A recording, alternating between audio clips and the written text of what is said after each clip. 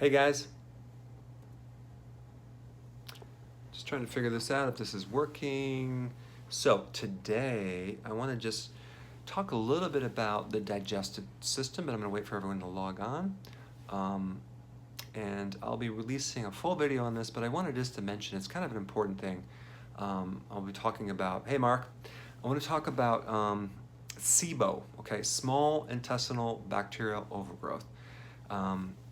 It's very, very common, believe it or not. So I'll wait for everyone to log on, and then I want to talk about it. But it's important. It is important to know what to do, what it is. So many people have it, especially if you have bloating, gas, or stomach pain, or constipation, or diarrhea, okay? And you've had history of antibiotics, and you're doing antacids, then you need to stay tuned because we're going to talk about this. Very important. So I guess I'll just kind of jump right in. So SIBO. Someone says, how old are you? Mark. Dr. Berg, I'm not Mark. I am 50. Am I 52? I think I'm 52. Yeah, I'm 52 years old. Okay, so let's talk about SIBO, okay? All right, SIBO, what is it? Small intestinal bacterial overgrowth syndrome, okay? What's happening is normally you should not have bacteria in your stomach because you have acid and it should kill it, right? You don't want bacteria in your stomach. You don't want a lot of bacteria in your small intestine, actually, 23 feet, okay? Some in the lower part, but not too much. You want all the bacteria in the large intestine, which is the last 5 feet. After the ileocecal valve, we want the rest, all the bacteria in there. So SIBO is a situation where you have a lot of bacteria in the small intestine, the place where it shouldn't be. Now, why is that bad? Well, it's not designed to have that much bacteria, so it's going to compete for food. Because normally you have the stomach that should release a very powerful enzyme to break down protein, protease. It's like a powerful enzyme. But you need the acid to be between 1 and 3, very acidic, to release that enzyme. So now we break down the protein. Okay, good. So we eat this food, break down the protein, kills off microbes, okay? Absorbs minerals, and then it goes in the small intestine. And that's where you have the pancreas neutralizing some of the acid, okay, and that alkali, it's called bicarbonates. That should neutralize and also activate additional enzymes that are different from the pancreas. So now we have this amazing release of all these enzymes to break down carbohydrates and all sorts of things, okay? And then the gallbladder releases bile to break down and emulsify the fat particles. And then with the help of the pancreas, we can actually break these particles down to the smallest particle size, so we can actually then get absorption into these little cilia, those little hair-like structures like roots that pull it into the cells of the colon. So all this bacteria will start eating that food, especially if there's any sugar.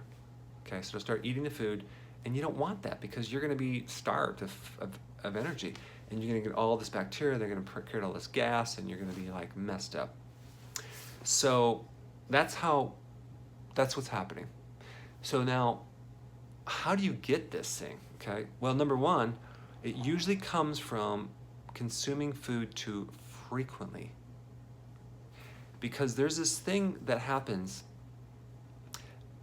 in between meals that actually is kind of a cleaning action. It's not autophagy, it's another action where you're sweeping out the residue of food into the large bowel.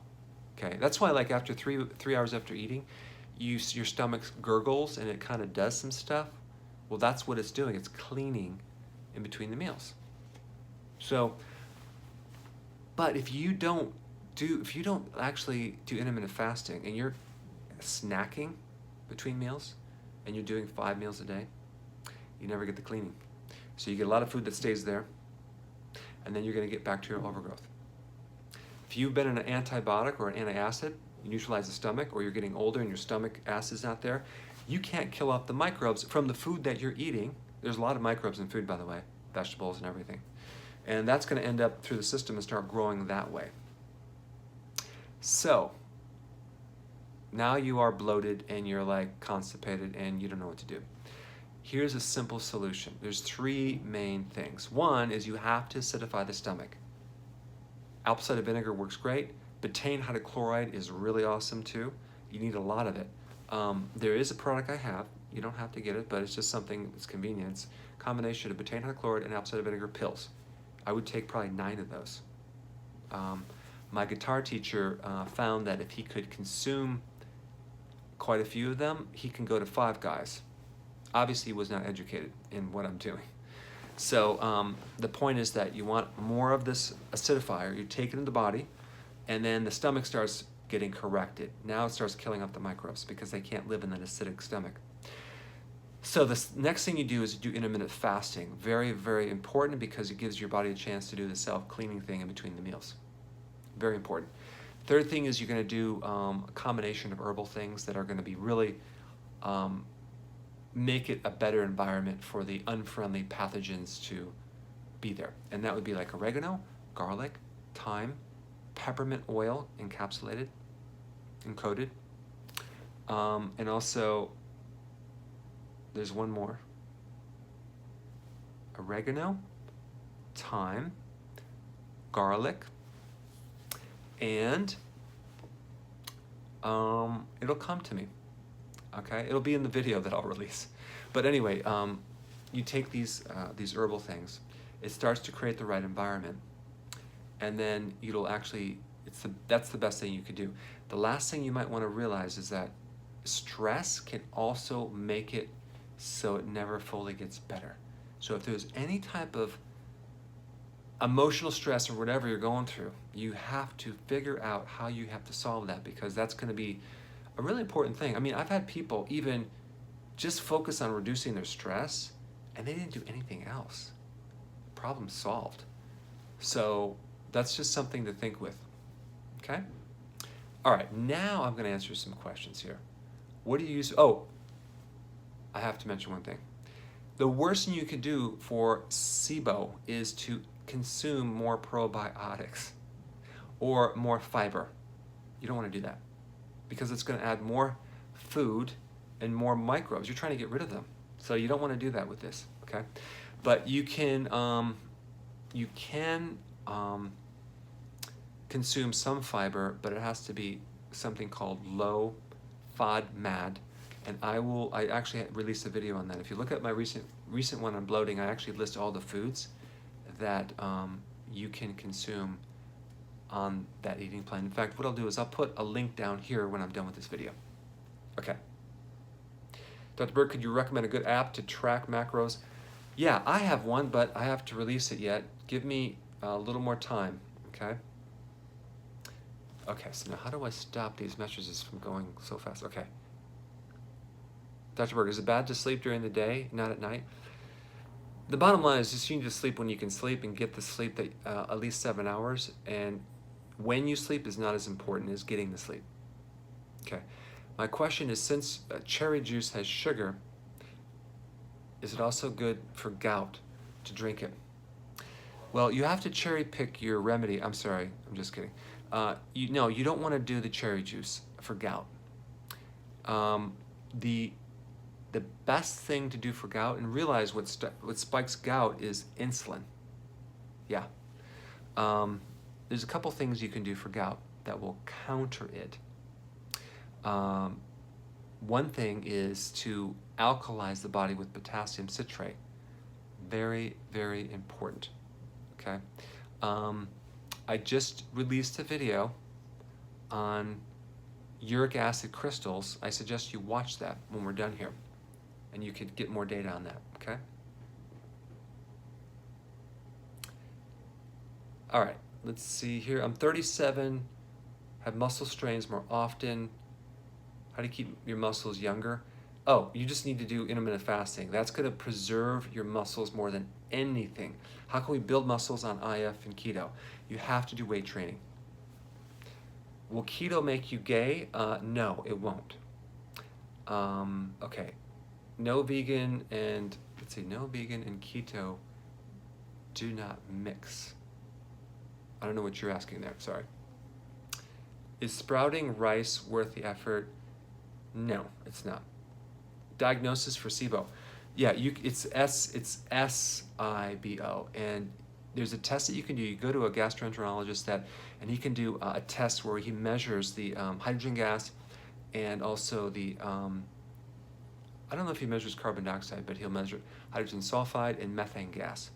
And he'll be able to detect if you have SIBO. So you can get an assessment on that, which is kind of smart because there's 3 different types and you want to know what to do. But I gave you a general idea of what to do. Which body type to start with? I have symptoms from multiple.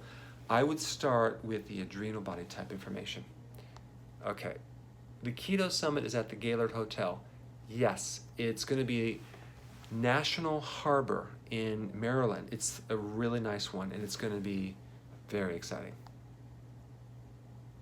Hello from Anchorage. Hello. Eating raisins. No, because it's like concentrated sugar. I'm doing OMAD keto and my morning levels measure 4.2. I'm not losing weight. Well, I think you need to just, you're in ketosis, but I think you need to reduce your fat because your dietary fat might be creating those ketones. But just realize, guys, and this is very interesting, ketones are, they're like antioxidants. They're very protective of your cells. And this whole theory of calories in, calories out is, what they're omitting is this one little piece of data I want to tell you about. You know, it's not as mechanical as that. You have, when you go on keto and you lower your carbs, you have a testing, you can test your ketones in your breath and your urine. And if it's in your urine and your breath, which it's going to be, you're basically wasting ketones, guys. You're wasting them. These guys that say, oh, it's so simple, calories in, calories out, you just have to, do something to exercise and burn it off. No, you don't. With keto, there's a good portion that is wasted just by eating certain things. It's like 8 to 20 times more ketones that are different than other types of fuel. So basically, you're gonna and I'll get the exact calculations and I'll do a video on this, but you're literally peeing out chunks of fat and you're breathing out fat when you're on keto. And that's cool because you're wasting energy, but it's like extra energy that you have too much of, so might as well get rid of it, right? So they don't really calculate. This is why calories aren't important, but they're not as important on keto because you're automatically going to waste, you're going to get rid of fat. It's not necessarily you don't have to get out there and burn off every single calorie. That's what I'm saying, okay? All right, is online ordering on your site working? Ordered the video and audio on Friday and still waiting to download link. Well, I'll tell you what, it might have went to your spam, but on Monday morning, call my office and I will have someone make sure that you get your download, okay? And I will also check it too Monday too, because that's weird. Why is grass-fed meat so expensive? Because it's really cheap. It's expensive because you have to have grass. You can't really do factory farming and just keep a cow in a certain place and feed them grains and it's more labor intensive for the farmer. So it's going to cost more, but it's worth it. Can we hurt metabolism on keto? And in IF, no, actually, keto supports mitochondrial health, improves metabolism. The only thing that will destroy your metabolism is insulin. I mean, insulin, when insulin is high, it destroys your metabolism. All right, good.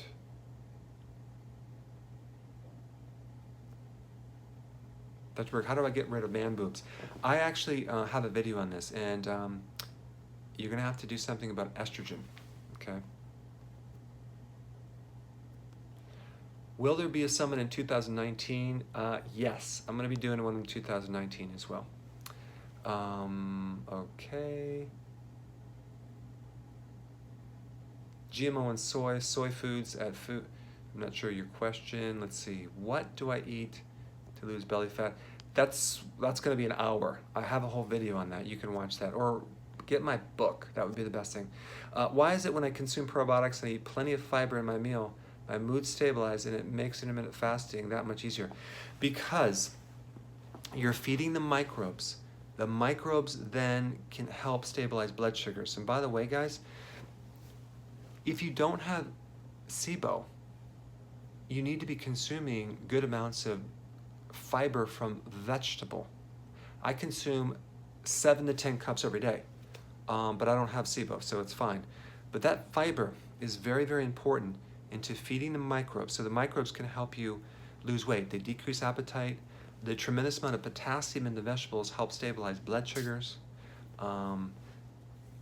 But at the summit, I'm going to be talking more about this, but you can actually change your flora in your gut and speed up your weight loss by that. And that's interesting because overweight people have different types of flora than thinner people. Interesting. Interesting, guys. Gut bacteria, autism, huge correlation. I will do a video on that. Stomach pain, okay, muscle pain in stomach lasted 3 hours. Well, you could have eaten something weird. I would just kind of isolate what you ate right before that. Can I still be pregnant if I have high prolactin levels? Check with your doctor on that. I don't know. OMAD and, let's see, I had a meal. Let's see, consultation. Bad. Charlie horse in a few hours later. Okay. Can I drink bone broth? Well, oh, Karen's in the house here. Hi, guys. I was wondering where you were. I am doing a live video. And everyone was looking for There's you. 1,000 people on right now, Karen. So, hi, guys. So we're answering questions here. Okay. So, And I'm right in the middle of it. Let's see, how can I shoot? Okay, I'm not going to answer that one. All right, any advice for endometriosis? Watch my video on that. I have something on that. okay, I'm going to let you go. Okay. Okay, bye. All right. I'm on my 3rd bottle of hair formula. Okay, good. Yes. I wanted to show you guys Charlie. He's getting way too big. Way too big. Okay. Can I take D3, K2, C-Calp, and nutritional yeast at the same time? Yes, you can. Okay, good. Herpes, what do you do for herpes? Herpes is activated, it's a virus. You can't kill a virus because it's not alive in the first place. Viruses are little pieces of genetic material wrapped in a sac and just lie dormant in your body, and they come out when you're stressed. And they kick you when you're stressed and down. What you can do is, I think there's 2 things that you can do potentially that can probably resolve it. There's not a lot of research in this, but I think there's a good possibility of longer-term intermittent fasting and going through something called autophagy. Autophagy does dismantle and get rid of viruses. So that's something that's that's a possibility. And then also cut your stress way, way down. Now, if you want to get rid of your acne, you have to do keto and intermittent fasting at the same time. Okay, both. All right, so let's see, migraine. If you're on keto and you have a migraine, the best way to solve it is to add more sea salt. Okay, sea salt. I don't know why I keep repeating myself. You guys could probably hear me fine. It's just, I don't really, for some reason, because I can't see you, I'm thinking I have to shout because you can't hear me, but you probably can hear me fine. Okay, highest quality olive oil, better than coconut oil? Yeah. I would suggest that would be, I would say yes. Do you eat kimchi? No, but I think it's good, and it's just that I don't buy it, but I think that you should because it's a really great product. I stick with sauerkraut myself, which we're making homemade right now.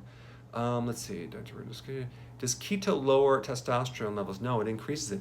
Estrogen lowers testosterone levels. If you end up with low libido when you're doing keto or intermittent fasting, what that means is you have nutritional deficiencies. So you have to put back in the nutrition, B vitamins, and that will help you. Okay, good. I'm new to keto. I'm tired all the time. I take my vitamins and minerals. Yeah, you need to do intermittent fasting with keto. And Whitney Lee, I would recommend you get my booklet on Amazon. It's very expensive. It's $4.95. And it's not lose weight to get healthy, it's get healthy to lose weight. I show you how to do keto. Get the basics because you might be doing it incorrectly. All right.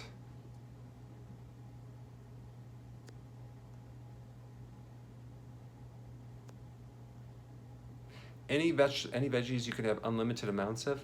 Well, I'm sure there's always a limitation of matter, but you know, just regular high quality green lettuce, green beans are pretty safe. I mean, I consume a lot of those bell peppers. They're easy on the digestive system. They have a lot of nutrition. You can overdo it with kale because it's hard to digest. But these other things, like I will do, people think that I do like 10 cups of vegetables. I do 10 cups of salad, and it's leafy greens mainly. I like to go to the farmer's market, but it's easy to digest. If I add other vegetables, I probably can't do 10 cups. So when I do like cauliflower or kale, I have to do a little less because it's just so filling, okay? All right, guys, just want to check in. Thanks for being here. Appreciate your attention very much. If you're coming to the summit, I'll be able to finally meet you. Go to ketohealthsummit.com. All right, guys, I'll probably be catching up with you tomorrow or the next day. See ya.